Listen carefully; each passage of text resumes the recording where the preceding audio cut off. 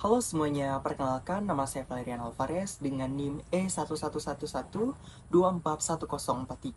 Pada kesempatan kali ini, saya akan mempresentasikan analisis mendalam mengenai salah satu kelompok non-state actor paling berpengaruh dan kompleks di Timur Tengah, yaitu Hezbollah, untuk memenuhi tugas UAS mata kuliah kajian terorisme.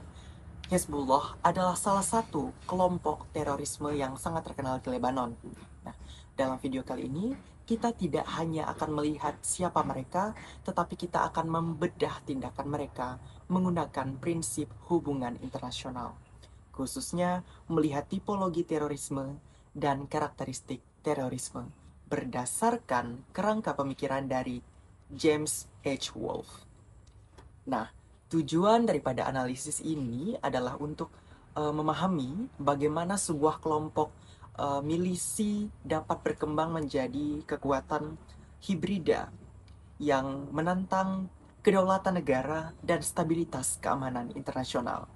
Mari kita masuk ke poin yang pertama, yaitu adalah identitas kelompok. Nah, pertama, mari kita bedah identitas kelompok. Hezbollah yang secara harfiah berarti Partai Allah atau Party of God adalah kelompok Syiah yang berbasis di Lebanon. Nah, kelompok ini bukan sekedar organisasi militer, tetapi juga partai politik yang memiliki kursi di parlemen Lebanon dan penyedia layanan sosial. Oleh karena itu, banyak pengamat menyebut mereka sebagai state within a state. Artinya adalah negara di dalam negara. Nah, Hezbollah sendiri lahir pada awal tahun 1980-an, tepatnya sekitar tahun 1982, sebagai respon terhadap invasi Israel ke Lebanon Selatan. Namun, identitas mereka tidak bisa dilepaskan dari peran eksternal. Hezbollah didirikan dengan bantuan finansial, pelatihan, dan ideologi dari Garda Revolusi Iran. Secara ideologis, mereka menganut paham Syiah Islamis yang berkiblat pada doktrin wilayat al-faqih atau kekuasaan ahli hukum Islam, yang berarti mereka memiliki loyalitas ideologis dan strategis kepada pemimpin tertinggi Iran. Nah, kemudian poin yang kedua adalah tipologi terorisme. Nah, kita masuk ke tipologi terorisme. Jika dikategorikan, Hezbollah masuk ke dalam beberapa tipologi sekaligus. Namun yang paling menonjol adalah state sponsored terrorism atau terorisme yang disponsori negara dan religious terrorism atau terorisme keagamaan. Nah, mengapa state sponsored? Ya, karena keberlangsungan operasional mereka itu mulai dari rudal canggih hingga pendanaan itu sangat bergantung pada dukungan negara, yaitu Iran sendiri, dan logistik dari Suriah. Nah, ini membedakan mereka dari kelompok teror lain ya, seperti misalnya Al-Qaeda atau ISIS yang beroperasi lebih independen dari struktur negara. Nah, selain itu, mereka juga masuk ke dalam kategori nasionalis separatist dalam konteks awal pembentukannya, yaitu keinginan untuk membebaskan wilayah Lebanon dari penduduk asing. Yang dimaksud di sini adalah Israel, penduduk asingnya Israel. Nah, meskipun metode yang digunakan ini seringkali melampaui batas-batas konvensi perang tentunya. Nah, tadi kita udah bahas poin kedua. Nah, sekarang kita masuk ke poin yang ketiga, yaitu adalah karakteristik menurut James H. Wolfe.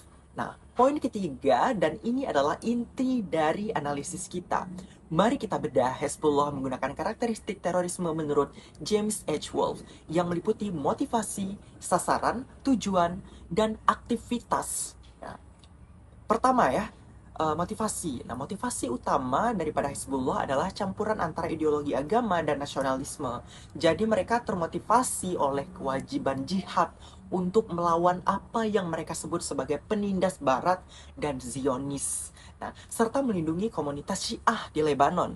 Nah, kemudian yang kedua adalah sasaran teror. Nah, sasaran mereka ini sebenarnya sangat spesifik namun luas. Ya, secara historis, sasarannya adalah militer Israel sendiri atau IDF dan warga sipil di perbatasan utara Israel. Nah, namun mereka juga menargetkan aset barat seperti dalam peristiwa pengeboman barak marinir Amerika Serikat di Beirut tahun 1983. Kemudian di dalam negeri Lebanon mereka juga menargetkan lawan politik yang dianggap mengancam posisi mereka. Nah, ketiga adalah tujuan. Nah, tujuan jangka panjang mereka sebenarnya tertuang dalam manifesto pada tahun 1985 ya teman-teman. Nah, ini adalah penghancuran negara Israel dan penolakan terhadap pengaruh barat di Timur Tengah. Ya, meskipun dalam beberapa tahun terakhir retorika politik domestik mereka agak bisa dibilang melunak demi para pragmatisme politik di Lebanon, tujuannya adalah permusuhan terhadap Israel tetap menjadi harga mati. Nah, kemudian yang keempat adalah aktivitas. Aktivitas yang dilakukan ini sangat beragam atau bisa disebut hibrida. Nah, mereka melakukan serangan roket lintas perbatasan, kemudian menculik tentara, serangan bom bunuh diri ya pada masa-masa awal, hingga perang konvensional seperti yang terjadi pada tahun 2006.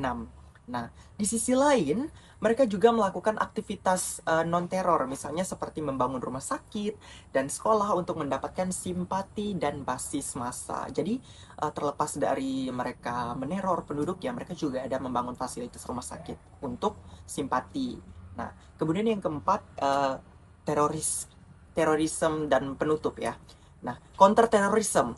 Nah, upaya penanggulangan yang dilakukan oleh berbagai aktor ya mencakup kita masuk ke yang tingkat negara terlebih dahulu ya. Nah, Amerika Serikat telah menetapkan Hezbollah sebagai organisasi teroris asing sejak tahun 1997 dan menetapkan sanksi ekonomi yang sangat ketat untuk memutus aliran dana mereka. Nah, Israel melakukan hard approach melalui operasi militer, serangan udara presisi, dan penggunaan sistem pertahanan Iron Dome untuk menangkis roket Hezbollah. Nah, kemudian kita masuk ke peran organisasi internasional. Apa? Nah, Uni Eropa mengambil jalan tengah dengan membedakan sayap militer Hezbollah sebagai teroris, sementara sayap politiknya masih bisa diajak berdialog. Ya meskipun sikap ini mulai berubah di beberapa negara anggota. Nah, kemudian peran dari PBB. Nah, Dewan Keamanan PBB sendiri itu mengeluarkan resolusi 1701 ya setelah perang tahun 2006 yang menempatkan pasukan perdamaian UNEFIL di Lebanon Selatan untuk memantau gencatan senjata dan mencegah Hezbollah mempersenjatai diri kembali di wilayah perbatasan. Ya meskipun implementasinya di lapangan itu sangat menantang ya teman-teman. Nah, sebagai penutup, Hezbollah adalah contoh nyata bagaimana kelompok teror dapat berevolusi menjadi aktor politik dan militer yang canggih. Nah, uh, memahami mereka memerlukan analisis berlapis. Jadi tidak hanya sebagai pelaku teror, tetapi juga sebagai proksi dalam konflik geopolitik yang lebih besar. Nah, mungkin sekian pemaparan materi dari saya mengenai analisis kelompok teroris Hezbollah. Terima kasih atas perhatiannya. Semoga materi ini dapat berguna. Sekian, terima kasih.